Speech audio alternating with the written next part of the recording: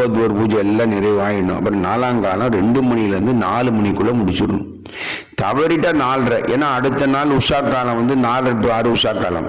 அதனால் 4:30 மணிக்கு தாண்டி 4 to 4:30க்குள்ளே முடிச்சிடணும். 4 காலம் முடிச்சு ஏற்றணும். அப்போ தீபம் இதோட நல்லெண்ணெய் தீபம் ஏற்றணும். பரிமள நீர் 16 குடங்கள், ஏற்கனவே பரிமள நீர் எப்படி செய்யுதுன்னு சொல்லியிருக்கோம், பார்த்துக்கோங்க. கரும்பு சாறு வச்சு அபிஷேகம் செய்ய வேண்டும். குங்குமப்பூ அர்ச்சனை அபிஷேகம் பண்ணுறது சிறப்பு. குங்குமப்பூ அபிஷேகம்.